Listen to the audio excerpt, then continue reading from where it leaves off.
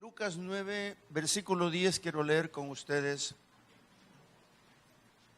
en adelante, y dice la palabra: vueltos los apóstoles le contaron todo lo que habían hecho, y tomándolos se retiró aparte a un lugar desierto de la ciudad llamada Betsaida.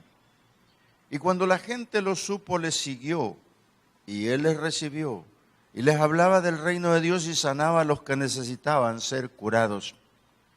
Pero el día comenzaba a declinar, y acercándose los 12 le dijeron: despide a la gente para que vayan a las aldeas y campos de alrededor y se alojen y encuentren alimentos, porque aquí estamos en lugar desierto. Él les dijo: dadle vosotros de comer. Y dijeron ellos: no tenemos más que 5 panes y 2 pescados, a no ser que vayamos nosotros a comprar alimentos para toda esa multitud. Y eran como 5,000 hombres. Entonces Jesús dijo a sus discípulos: hacedlos sentar en grupos de 50 en 50. Una de las preguntas grandes que surgen a mi mente es: ¿podrá el Señor Jesús hacer milagros en mi ciudad? Y ustedes dicen amén y yo también digo amén. Pero me viene otra pregunta más fuerte: ¿podrá el Señor hacer milagros en mi ciudad pecadora? Y usted dice amén, yo también digo amén. ¿Por qué le digo esto? Porque Jesús está pasando por esta ciudad llamada Betsaida. Es una ciudad impenitente. Usted sabe lo que es impenitente: rebelde, que no acata las cosas de Dios y es pecadora. Y esta ciudad está allí. Pero Jesús pasa por Betsaida, y frente a Betsaida está el mar donde el Señor caminó. Él oró por Betsaida. Él la recriminó cuando dijo que eran él y otras ciudades, Corizín, por ejemplo, y Betsaida, eran ciudades impenitentes. Y sin embargo, cuando entró a Betsaida, el Señor le aparece un ciego. Y lo voy a leer con ustedes para tener mejor sustento, y lo vamos a ver en Marcos 8:22. Cómo el Señor entró a Betsaida y encontró a este ciego y lo llamó para ayudarlo.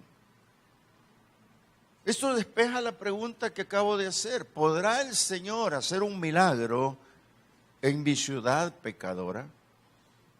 Dice el versículo 22 del capítulo 8 de Marcos: vino luego a Betsaida y le trajeron un ciego y le rogaron que le tocase. Entonces, tomando la mano del ciego, lo sacó fuera de la aldea y escupiendo en sus ojos le puso las manos encima y le preguntó si veía algo. Note usted que la pregunta es un poco rara, pero él dice: mirando dijo: veo los hombres como árboles, pero los veo que andan. Luego le puso otra vez las manos sobre los ojos y le hizo que mirase, y fue restablecido, y vio de lejos y claramente a todos. Y lo envió a su casa, diciéndole: no entres en la aldea, ni lo digas a nadie en la aldea. La primera desobediencia del ciego fue contarlo.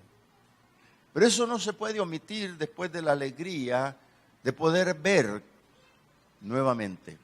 En este caso no sé si era ciego de nacimiento, pero él miraba. Entonces, cuando veo esto, sí creo que Jesús puede pasar por Apopa o tu ciudad donde vives y hacer un milagro. Porque Él no menosprecia a nadie, no separa a nadie. Por el contrario, está capacitado Jesús para las multitudes.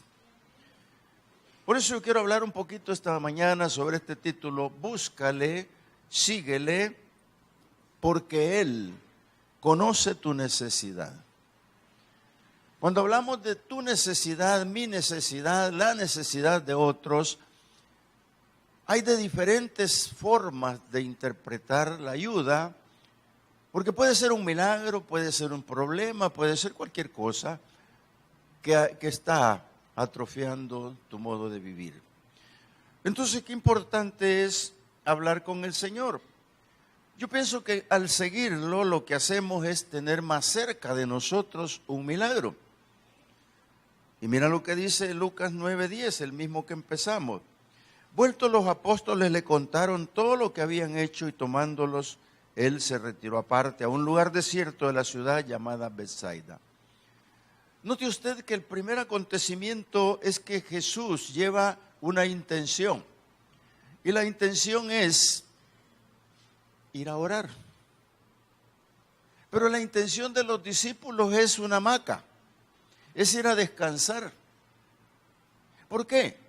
Porque los discípulos le están diciendo, Señor, mira, cumplimos la misión que nos mandaste a hacer. Mira cómo se sujetaron los demonios. Mira cómo se sanaron los enfermos. Hasta paralíticos levantamos, Señor. Vénganse, vamos a un retiro. Y al retiro que los lleves a la ciudad impenitente.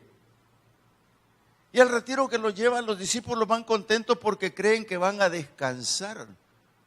Pero Jesús no va a descansar, Él va a orar. Y ellos no lo saben. Y se les suma un problema más cuando el pueblo sigue a Jesús. Y cuando el pueblo comienza a seguir a Jesús, todo se viene al suelo con los discípulos, todo se cae. Y esta es la parte importante y medular de la iglesia, amado hermano, hermana. Cuando tú perteneces a una iglesia, cuando eres miembro de una iglesia, cuando tú tienes compromisos con la iglesia, no puedes descansar, ni vas a descansar, porque Jesús no descansa. Entonces la iglesia, hermano, tiene que trabajar, los ministerios tienen que andar. No se puede detener la obra del Señor porque hay multitudes esperando, hay multitudes las cuales el Señor necesita hablarles.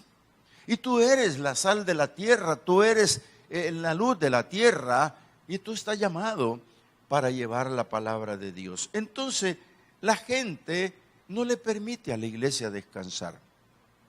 Las multitudes no permiten que la iglesia esté detenida. Las multitudes que están en los mercados, las multitudes en las colonias, las multitudes cuando hay fiestas, las multitudes están allí siempre, hermanos, en la ciudad. Entonces, ¿cómo se va a detener la iglesia? No se puede detener. Pero ahora que se han dado cuenta y los apóstoles están allí, mire lo que pasa en el versículo 11. Y cuando la gente lo supo, le siguió. La gente le siguió, hermanos, por dos razones importantes. La primera razón es porque querían saber del Señor más. Muchas veces, hermanos, nosotros queremos saber más de aquella persona. En este caso, Jesús predicando la palabra y ellos decían, qué interesante está esto, yo tengo que oír esa palabra. Y se quedaban por oír la palabra y habían tomado la decisión de ir a oírla. Y una vez que la oían, se quedaban. ¿Por qué? Porque necesitaban más. En primer lugar dije porque la decisión era porque querían más del Señor. Y la segunda es porque necesitaban más. Y dice la palabra, y Él les recibió. Mire qué golpe más fuerte para los discípulos pensando en la hamaca. Mire qué golpe más fuerte para la iglesia estacionada. Mire qué golpe más fuerte para los servidores inútiles que somos. Mire qué golpe más fuerte cuando yo quiero descansar y no se puede, no se debe. Y entonces, ¿qué importancia tiene, hermanos, una iglesia que tiene prosperidad? No es el dinero ni tampoco otras cosas. La prosperidad de la iglesia es que gane las almas para Cristo. La prosperidad de la iglesia consiste en que la iglesia se abrace en amor, que sea más grande que antes. Amado hermano, esa es la gracia de Dios y Dios quiere contar con eso. Nosotros aquí en la iglesia tenemos un ministerio de evangelismo muy pequeño, diría yo. Siempre estoy lamentando esto porque yo quisiera un bus que saliera con los evangelistas y 2 buses a diferentes colonias, que se note que estamos aquí, que estamos vivos, que estamos con ellos. Hermanos, pero ahí hay gente que tomó la decisión de seguir al Señor, pero quieren más y necesitan más, pero no estamos ahí. Entonces, ¿dónde está mi problema? Si yo los recibo, yo los tengo que recibir y darles la palabra. Mire que el Señor Jesús lo que hacía era poner el reino de Dios. Yo pienso que este sermón comenzó a las 9 de la mañana con el Señor y llegaron ahí patojos, ciegos, cojos, paralíticos, enfermos, calenturientos, llegaron de todo. Y los que oían la palabra sanos. Pero ¿qué es lo que el Señor preparaba? Primero tenía que poner la palabra en ellos, hermano. Lo curioso de todo esto es que cuando les predicó el reino, Él después de cada culto les ministraba sanidad. Entonces cuando les ministraba sanidad y tú veías un milagro y dices, wow, este paralítico ahora camina, oiga y me mira bien. Yo me imagino todos esos comentarios. Entonces el pueblo dijo, no, aquí está el sabor de esto. Y se quedaron. Y se quedaron hasta tarde. Ahora yo te pregunto, hermano, si Jesús ya no está sobre esta tierra físicamente, pero ¿te quedarías tú todo el día en este culto? ¿Te quedarías tú en el de la tarde, a las 2 de la tarde y después a las 4? Yo creo que no. Yo creo que no. Pero si veniste patojito y te dicen, mira, es que a las 2 posiblemente te sane el Señor, te vas a quedar. Y no te sanó el de las 2 y te dice, mira, quédate el de las 4, seguro que en ese no te va sin nada. Y se queda y no pasó nada. ¿Volverá a venir, hermano? No, no va a venir. Porque la iglesia, hermano, en este momento Jesús no se va a manifestar físicamente, que lo veamos acá. Aquí está un predicador, aquí hay líderes y hay un montón de cosas. Pero Jesús dijo que dejaba la oración. Tú quieres permanecer más con el Señor, métete en las multitudes con tu oración. Mete en las multitudes en tu oración y empieza a orar por tu casa. Empieza a orar por tus familiares. Empieza a orar por una colonia. Empieza a orar por el mercado. Empieza a orar por la policía de este lugar. Empieza a orar por uno y por otro. Y cuando sientas, estás en la presencia del Señor, si tú quieres todo el día, pero ponle 1 hora que tú estés en la presencia del Señor. Eso es importante. Entonces aquí está la gran importancia. Ellos oían la palabra de Dios, el reino de Dios, y se emocionaban, hermano. Se emocionaban, pero de tal manera que se quedaron. Se quedaron mucho rato. Y los discípulos seguramente decían, ¿y cuándo se van a ir estos? Mira, son las 3 de la tarde. ¿Y cuándo se van a ir estos? Las 8 de la noche y el sol ya se está ocultando, porque en ese tiempo se ocultaba tarde. Y no se van. Hermano, eso pasa cuando nosotros no razonamos las cosas. Pero ellos se quedaron hasta tarde. ¿Sabes? Entre las preguntas que hice al principio, ¿podrá el Señor hacer un milagro en la ciudad pecadora? Dijimos que sí. El Señor había estado antes en Gádara. Yo me pregunto por qué el Señor fue a Gádara. Si Gádara era una ciudad que no quería nada de Dios. Gádara era peor que Apopa. No querían nada con el Señor.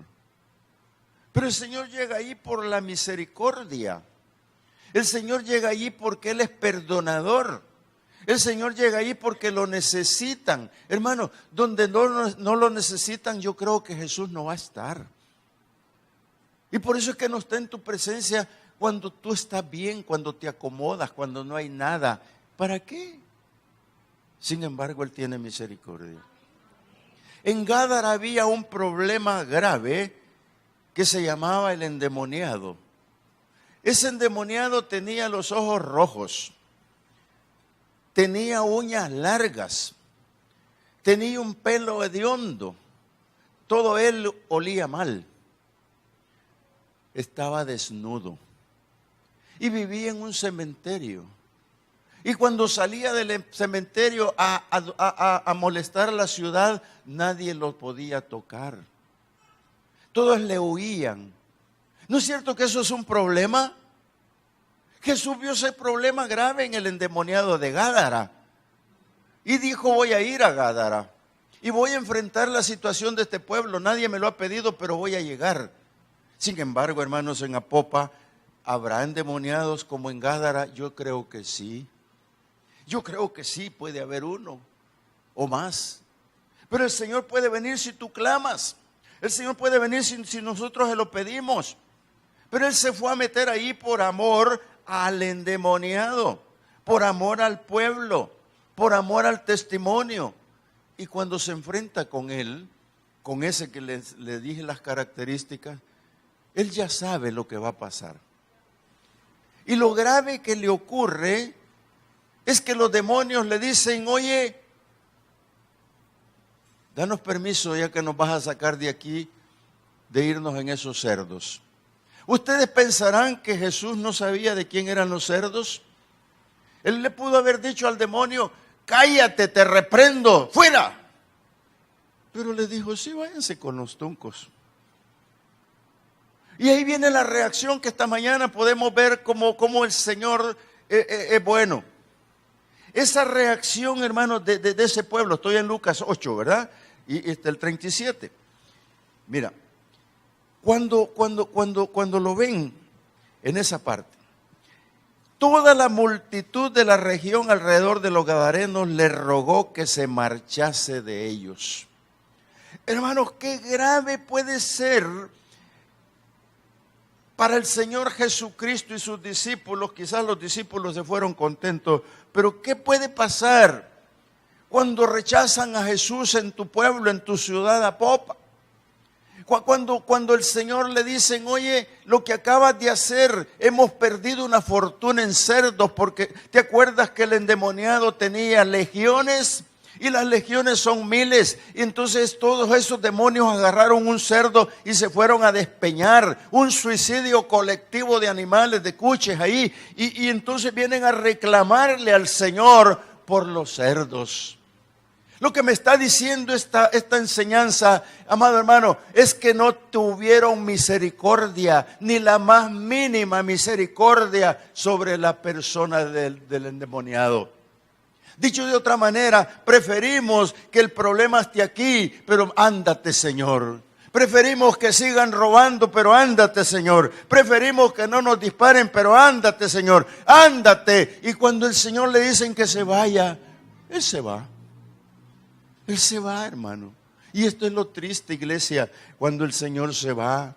Nosotros no podemos permitir que el Señor se vaya. Tenemos que clamar y decirle, oye Señor, quédate. No importa las pérdidas que hayan sido, pero quédate. Pero esta gente amaba más los cuches, hermano.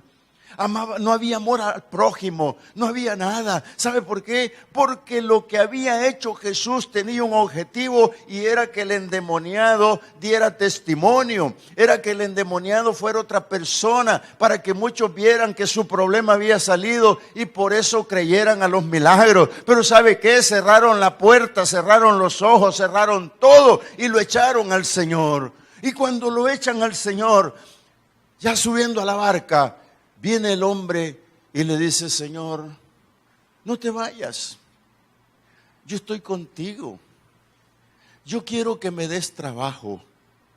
Y algunos predicadores dicen que lo despidió, así dice aquí, lo despidió, pero no lo despidió del trabajo. Mira, leámoslo. Versículo 38, y el hombre de quien habían salido los demonios le rogaba que le dejase estar con él, pero Jesús le despidió diciendo, te doy el trabajo, pero no te quedas conmigo. Anda y cuéntale a tu casa primero. Amado hermano, dígame si la misión que tenía el gadareno era predicar ahí en su casa. Era predicar las maravillas de Dios en su casa, pero no le dio permiso el Señor, sino que se fuera a otro lado, a Decápolis. ¿Por qué? Porque el Señor sabía de que el pueblo lo había echado y Él le da la espalda y le dice, mi hijo, está bien, muévete para otro lado, anda y predica las grandes maravillas que Dios ha hecho en tu vida, anda y comienza por tu casa, háblales a las ciudades y hoy me voy. Y se va el Señor. Oiga, agarró camino.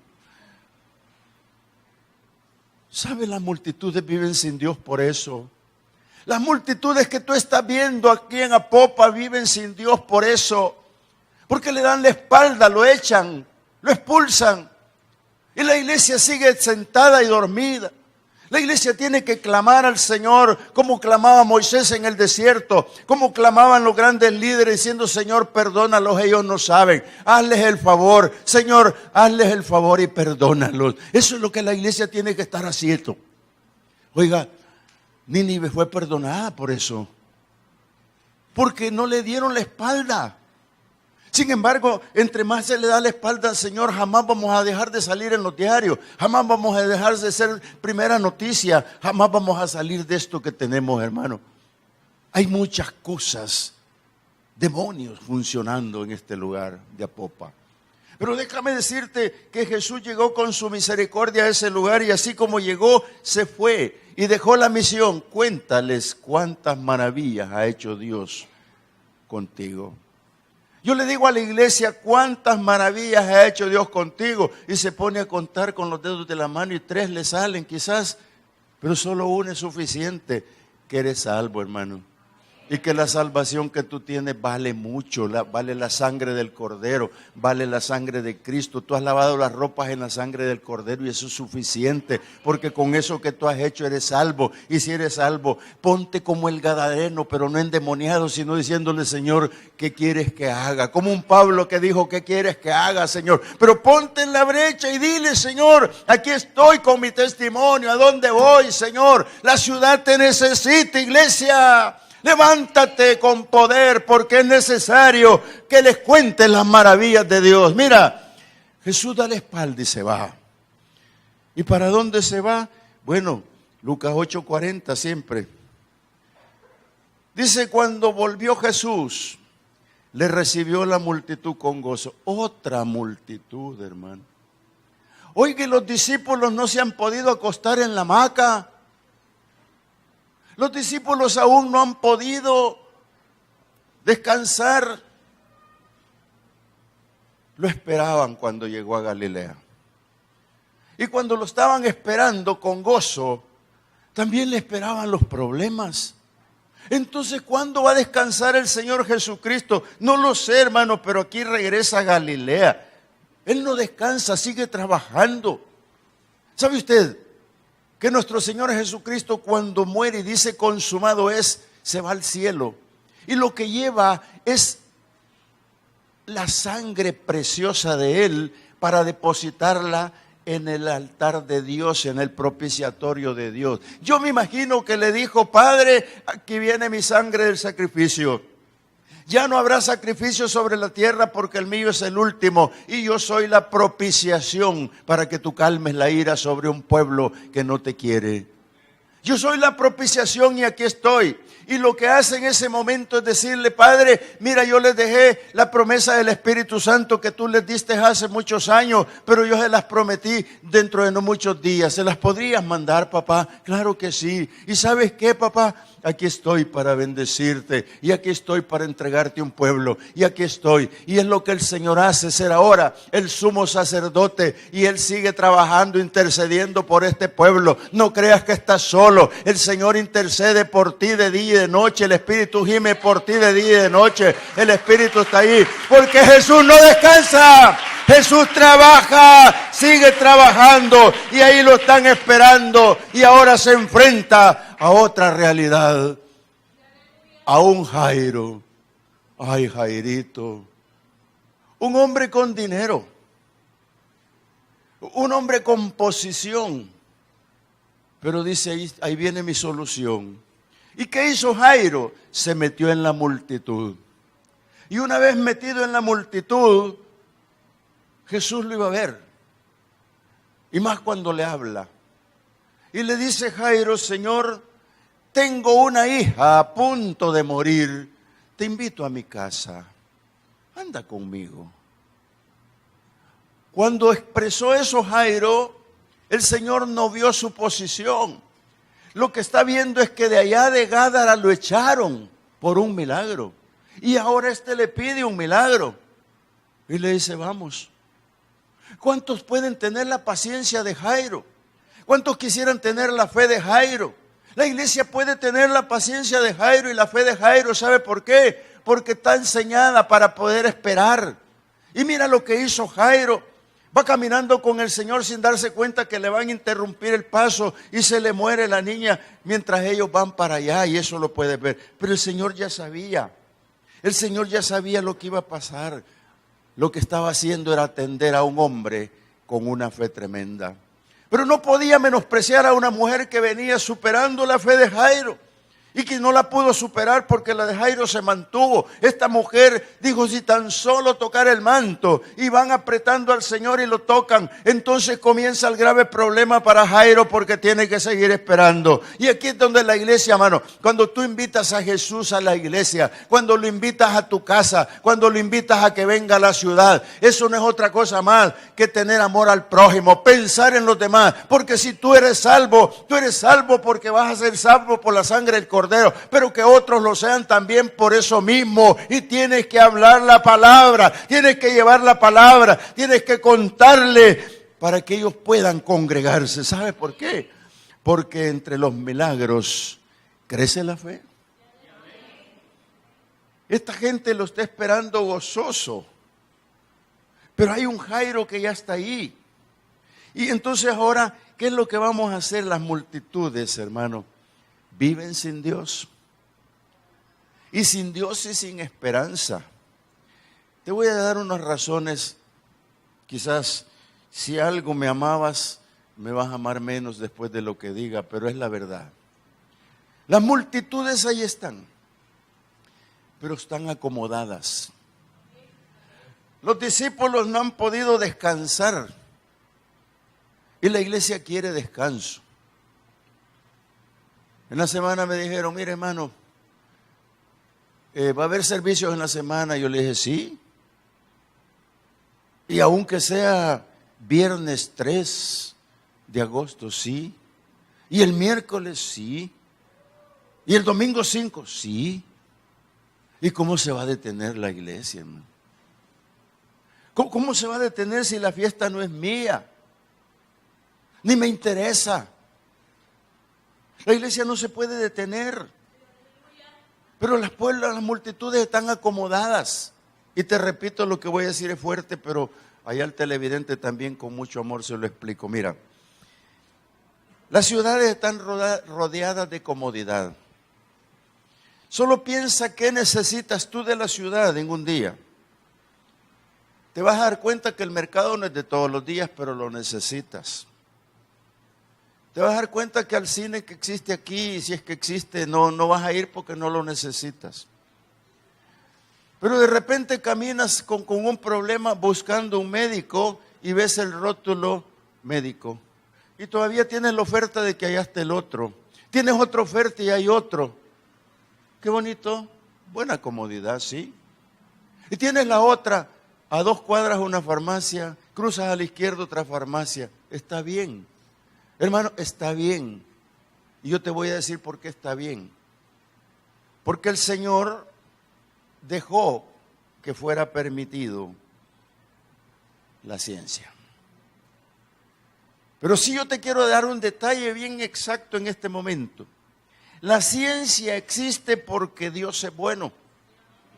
Pero una cosa importante, tienes que buscar primero a Dios y que los medios no te alejen de Dios.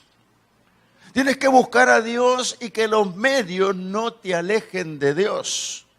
Ojo con lo que estoy diciendo porque es muy comprometedor.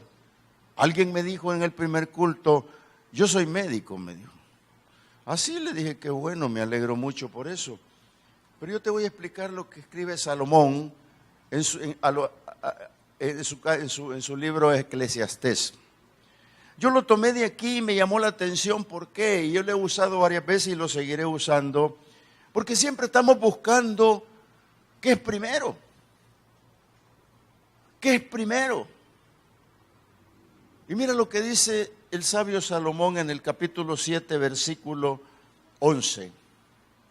Buena es la ciencia con herencia y provechosa para los que ven el sol. Te lo explico despacito. Buena es la ciencia con herencia y provechosa para los que ven el sol. Hermano, ahí estoy yo. Porque la ciencia está aquí en este médico que tiene un rótulo. La ciencia está aquí en la farmacia. La ciencia está aquí en el hospital. Ahí está la ciencia. Pero dice con herencia. Y cuando yo no tengo herencia es que no tengo dinero. No tengo dinero para pagarle al médico. No tengo, y si tengo y le pago, me da una receta y no tengo para comprar en la farmacia. Y si no me alcanza la farmacia, el hospital me espera allá, cualquier hospital. Hermano, esa es la ciencia con herencia. Por eso es que la mujer del flujo de sangre que entretuvo a Jairito, lo entretuvo porque dice la Biblia que cuando hubo gastado todo, se le presenta el Señor y su primer pensamiento fue: tan solo el manto que yo tocara y seré salva. Y esa fe profunda que tenía, lo que estaba diciendo: no tengo para el médico, no tengo la farmacia, no tengo el hospital, pero ahí viene el que todo lo puede y toca el manto, y cuando toca el manto comienza a arder su cuerpo y viene el milagro. Yo te digo, la ciencia es buena, sigue siendo buena y la vamos a usar porque es buena, pero mira lo que sigue diciendo aquí: porque escudo es la ciencia y escudo es el dinero. Eso es el acomodamiento de los pueblos. Ese es el acomodamiento de mi farmacia. Ese es el acomodamiento de mi médico. Ese es el acomodamiento. Está bien, lo repito y lo digo aquí. La televisión es testigo. Lo digo que así. Está bien. Pero tú tienes que decir primero: Dios antes de todo es Dios. Y Dios va a darte la aprobación de lo demás. Pero Dios es el primero en todas las cosas. ¿Sabes por qué? Porque en el día bueno Dios está contigo. En el día malo también Dios está contigo. Y siempre va a estar contigo, porque Él es el dueño de su voluntad. Él es el que hace mejor las cosas que nadie. Y mira lo que dice Eclesiastés: mira la obra de Dios, porque ¿quién podrá enderezar lo que Él torció? En el día del bien goza del bien, y en el día de la adversidad ponte a pensar. Y en el día de la adversidad considéralo. Porque en el día de la adversidad vas a correr de aquí para allá. Y entonces, ¿a dónde vas a dejar a Dios? Y Dios te va a dar una dirección. Dios te va a decir cómo hacerlo. Porque mira lo que dice este versículo 14. Dice: Dios hizo tanto lo uno como lo otro. Todo lo ha hecho Él, a fin de que el hombre nada halle después de Él. La mujer del flujo de manto, si dejaba pasar la oportunidad de acercarse al Señor, perdía todo, hermano. Es como querer cazar un cometa con una sonda espacial. Es como querer cazar un evento del cielo, si pasa y no vuelve a pasar. Algunos vieron el cometa Halley, nosotros no lo hemos visto y ni lo vamos a ver, porque después de 80 años que pasa ya no existo sobre esta tierra. Pero Dios hizo todo y Él dice va a dar esto, lo otro, a fin de que el hombre nada halle después de él. ¿Qué es lo que me está diciendo? Hijo, usa la ciencia. Yo te voy a permitir que la uses. Yo la he dado, yo la cuido, yo la protejo. Y yo sabe que cuando va un médico, usted dígale: mira, yo vengo aquí en el nombre de Jesús por una receta, pero vengo para bendecirte. Y póngale la mano y bendiga al médico, hermano, y dígale: Jesús te ama. Y comience por ahí. Y cuando usted vea, y Dios va a decir: voy a usar la ciencia con él. Claro que sí, pero es poder de Dios de todas maneras. Y dice que llegará momento en que no vamos a hallar nada después de Él, porque entonces será solo con Él, solo con Él, solo con Él, porque Él es poderoso para todo. ¿Habrá algo imposible para Dios? Dice la palabra, no hay nada. Por eso es que la gente está buscando su milagro. Por eso es que la gente busca el milagro, hermano. No es porque sea tacaña o no tiene la herencia que dice Eclesiastés, pero está buscando su milagro y lo busca a través de Dios, porque busca su misericordia, su amor, su bondad. Eso es lo que está buscando la gente. Mira lo que dice Lucas 9, vuélvete a Lucas 9. Y mira lo que dice Lucas 9:10. Dice: vueltos los apóstoles le contaron todo lo que habían visto. Y tomándoles se retiró aparte a un lugar desierto de la ciudad llamada Betsaida. Y cuando la gente lo supo, les siguió. Oiga, ¿Por qué le seguía a la gente, hermano? ¿Por qué llegaba a los pies del Señor? Hay varias cosas. Jesús les preparaba con la palabra. No era que Él llegaba y decía, venite para acá, te voy a sanar, así. En algunos casos sí lo hizo, pero siempre predicó la palabra. Y siempre enseñó la palabra. Y esa enseñanza viene desde tiempos antiguos. Por eso es que el ciego Bartimeo, cuando oyó que venía un tropel de gente y venía una multitud, él no pensó en que lo iban a atropellar. Él pensó que lo que venía ahí era importante. Y cuando oyó de Jesús, gritó. Y ese grito no era despavorido, sino que era un grito de misericordia, que decía, Hijo de David, ten misericordia de mí. Esa palabra ya estaba escrita. Esa palabra tenía sentido. Esa palabra tenía una razón de ser. Lo que le estaba diciendo, tú eres el enviado de Dios. Tú eres el Hijo de Dios, tú eres el que viene ahí, detente porque yo te necesito. Él no se metió a la multitud, pero lo metieron. Y cuando está gritando el ciego Bartimeo, en ese momento Jesús detiene y lo manda a traer. Tira la capa porque está seguro que va ante el que todo lo puede, aquel que le va a devolver la vista. Y el ciego Bartimeo fue bendecido con la vista. ¿Por qué, hermano? Porque los milagros hablan. Y por eso lo buscan las multitudes. Entonces, ¿cómo los preparaba el Señor? Por la palabra.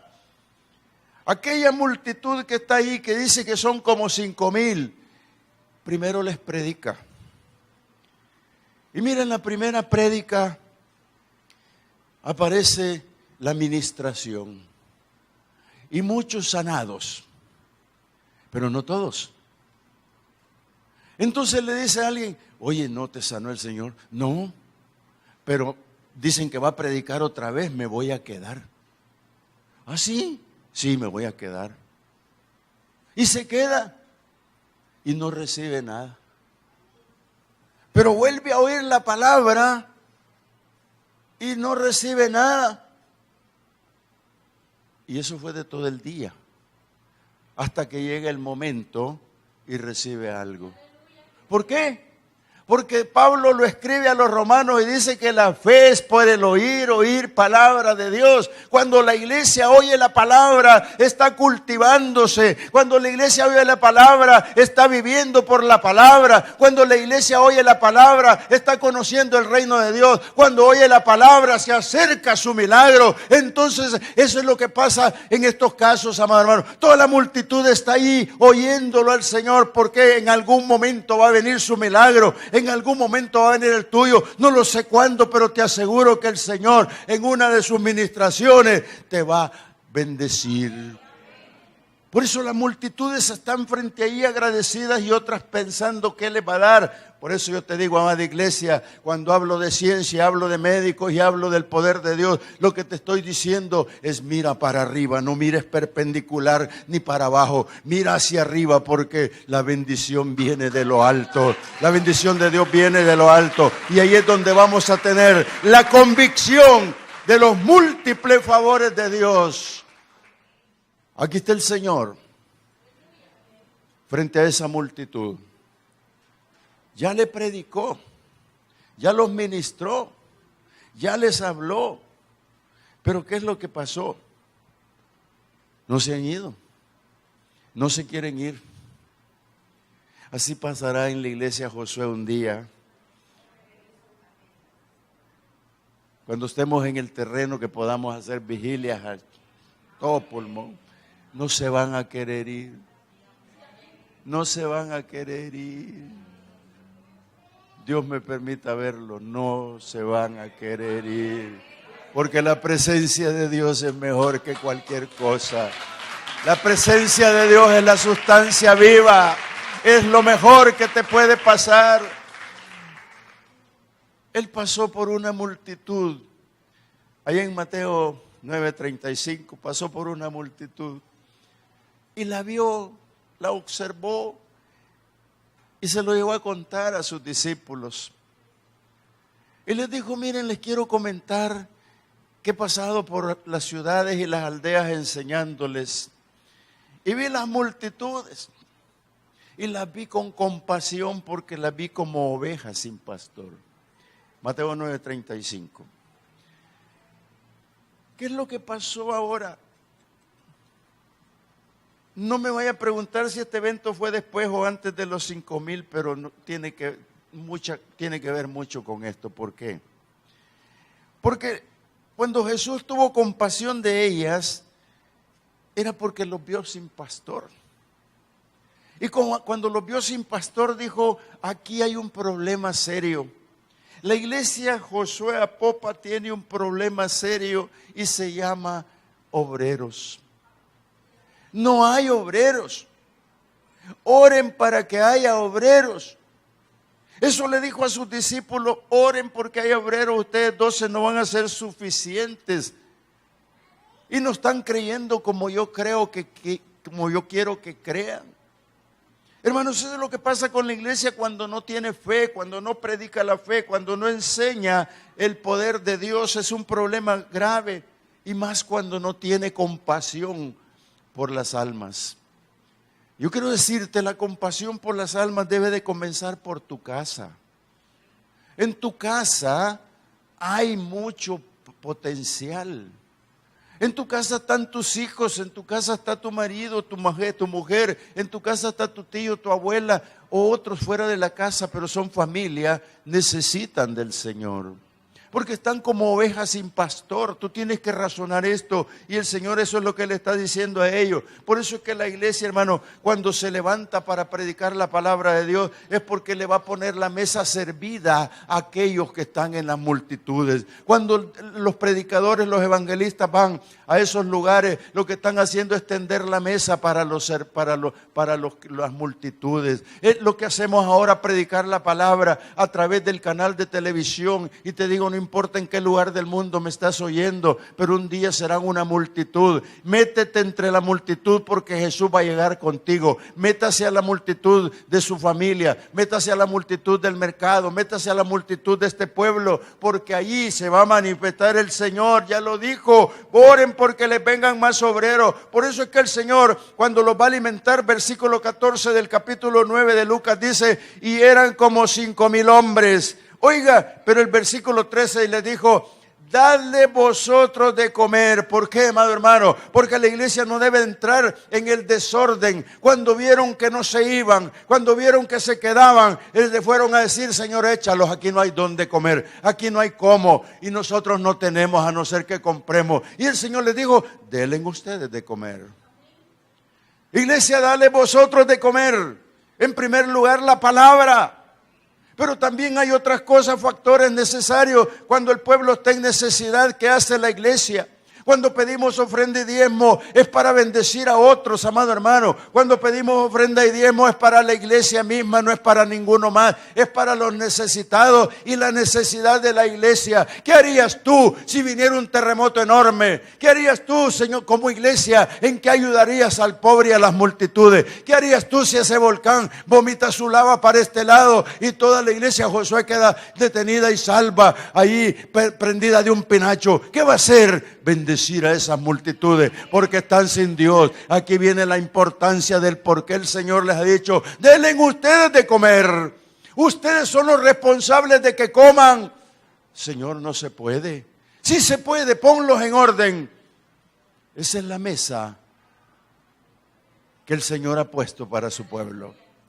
Esa es la mesa que ha puesto para ti. Esa es la mesa que saboreas tú. Donde aquí ya no hay médico, aquí no estamos hablando de farmacia, no estamos hablando de ciencia, estamos hablando del poder de Dios que se va a manifestar en unos pequeños peces y panes. Estamos hablando del poder de Dios, el cual va a fluir inmediatamente que los demás crean. La multitud ya creyó, está formada en líneas para recibir y en este momento el Señor levanta los peces y los panes y los consagra a Dios. Y en el momento que los levanta, comienza a partirlos y a ponerlo en en las manos de los incrédulos discípulos y estos comienzan a repartir y no se acaba. Y dice la Biblia que fueron saciados, que comieron bien y no solo eso, sobró para otra ocasión. Amado hermano, ese es el poder de Dios. Por eso yo te pido, no te metas en problemas, mejor métete en la multitud. Métete en la multitud. Zaqueo sabía que venía el Señor Jesús, se lo dijeron, pero él no quiso meterse en la multitud. Primero dijo, soy chaparro. Segundo, me van a patear porque ya me conocen que soy jefe de los publicanos. ¿Qué me irá a pasar si me meto en la multitud? La iglesia no debe pensar como Zaqueo. Tuvo miedo y buscó el árbol y se subió. Hermano, donde te subas el Señor ya sabe. Zaqueo, bájate, mijo. ¿Quieres verme? Bájate. Y ven, vamos a tu casa porque yo necesito posar en tu casa. Porque hoy ha venido la salvación a tu casa. Porque el Hijo del Hombre vino a buscar lo que estaba perdido. Iglesia, métete a la multitud. Matricúlate con los evangelistas y métete a la multitud. Porque las multitudes necesitan del Señor. Las multitudes necesitan de la iglesia Josué con el lema que dice, llamados a conquistar el mundo para Cristo. Las multitudes necesitan de Jesús, no propiamente de ti, pero tú tienes que ir porque Jesús mismo va a pasar predicando por tu ciudad. No importa que la ciudad sea impenitente, no importa que la ciudad esté en pecado grande. Yo te aseguro que como fue a Gádara, va a pasar por Apopa predicando la palabra y sanando a los enfermos. Oh Dios mío, gracias. Tu milagro viene. El pueblo te necesita, Señor. Muchas gracias, ore conmigo y dígale, Padre, necesito meterme a la multitud. Necesito, Señor, predicar esta palabra. Necesito el testimonio de un gadareno. Necesito, Señor, que tú multipliques los panes, Padre. Tu pueblo te necesita, Jesús. Si en Gádara te expulsaron, nosotros te necesitamos. No nos des la espalda, mi Rey. Ayúdanos. Ayúdanos, Señor. Comienza como por mi casa, con la familia. Comienza por la casa de mi hermano, mi hermana, Dios amado. Tócalos, tócalos. Oh, bendito Dios, gracias. Te alabamos, Padre, te bendecimos, Señor. Tú nos has dado todo, la ciencia, los médicos, todo. Pero llegará día, dice tu palabra, en que no hallaremos nada después de ti. Yo me refiero con eso a que serás el único en todo momento. Gracias, Dios mío, te bendecimos.